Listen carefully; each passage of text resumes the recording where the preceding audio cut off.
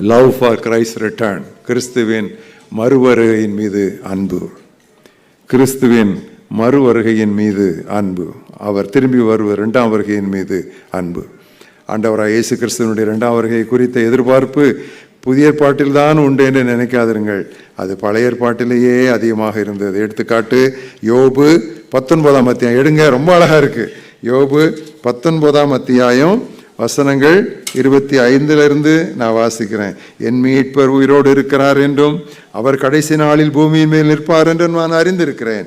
இந்த என் தோல் முதலானவைகள் அழுகி போன பின்பு நான் என் மாம்சத்திலிருந்து தேவனை பார்ப்பேன், அவரை நானே பார்ப்பேன், அந்நிய கண்கள் அல்ல, என் கண்களை அவரை காணும்னு சொல்லிட்டு இந்த வாஞ்சையால் என் உள்ளந்திரியங்கள் எனக்குள்ளே சோர்ந்து போகிறது, வாடி தவிக்கிறது. அதான் இந்த லவ். ஆண்டரை பார்ப்பேங்கிறத கேட்டு இந்த வாஞ்சையால், இந்த இதில் ஒரு பெரிய எனக்கு ஆசை.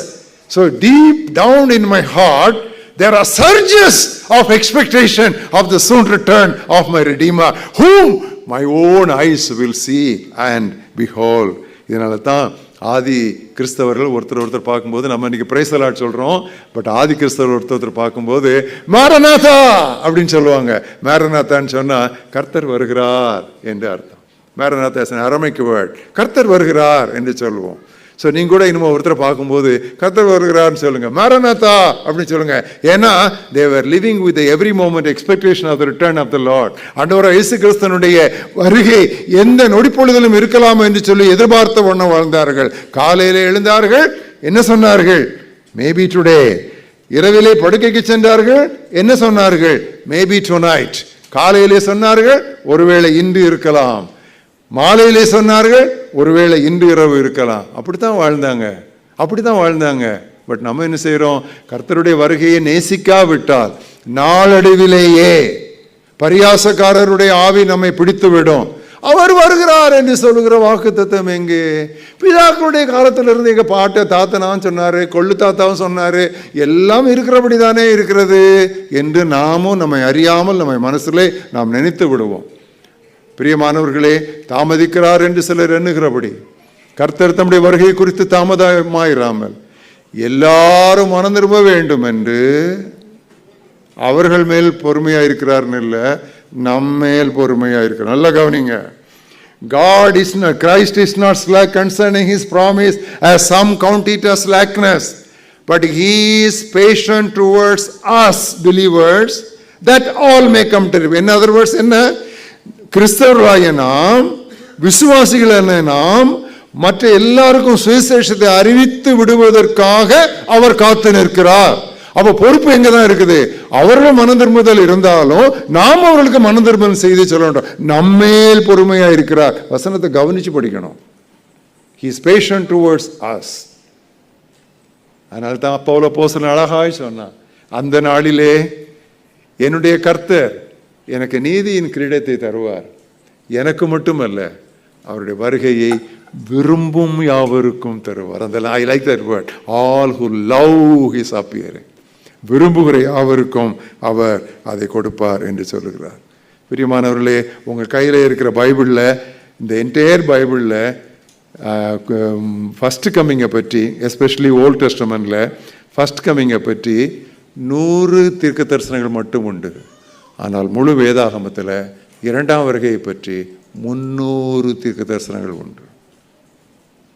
ஃபர்ஸ்ட் கம்மிங்கை பற்றி, முதல் வருகையை பற்றி வேத புத்தகத்தில் 100 தீர்க்க தரிசனங்கள் மட்டுமே உண்டு. ஆனால் இரண்டாம் வருகையை பற்றி 300 தீர்க்க தரிசனங்கள் உண்டு. எதிர்பார்த்திருக்கிறீர்களா?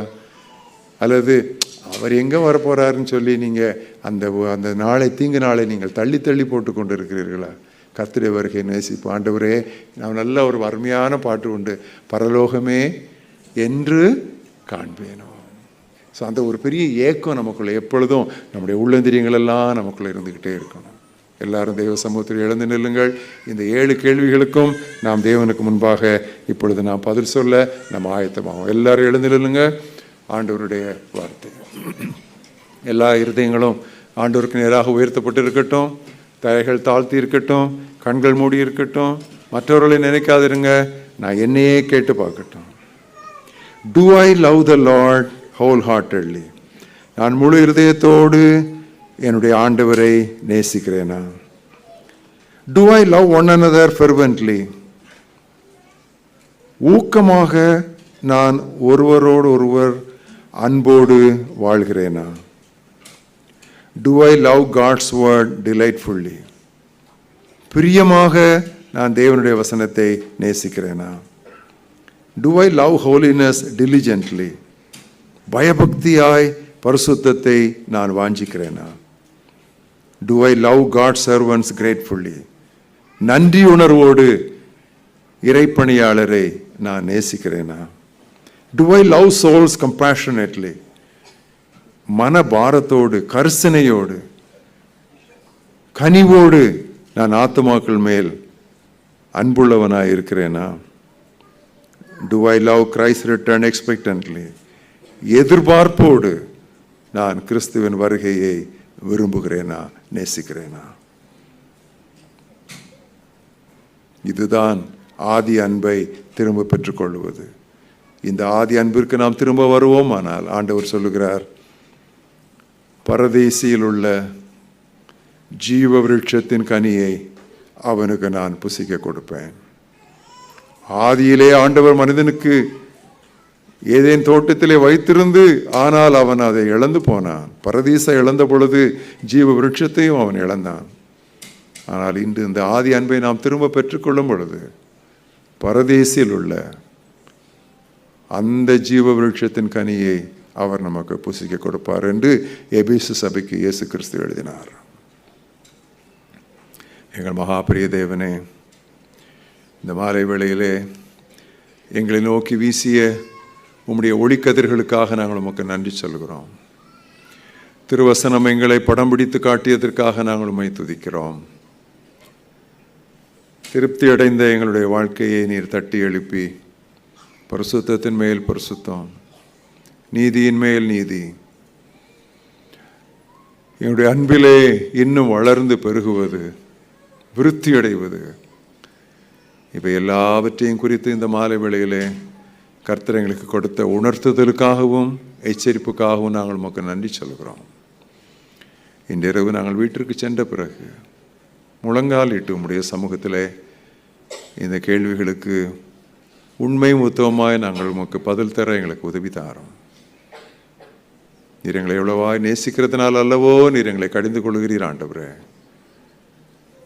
அதை சரியான கோணத்திலே நாங்கள் புரிந்து கொள்ள எங்களுக்கு உதவி தாரோம். இயேசு கிறிஸ்துவின் நாமத்தில் ஜெபிக்கிறோம் எங்கள் ஜீவனுள்ள பிதாவே.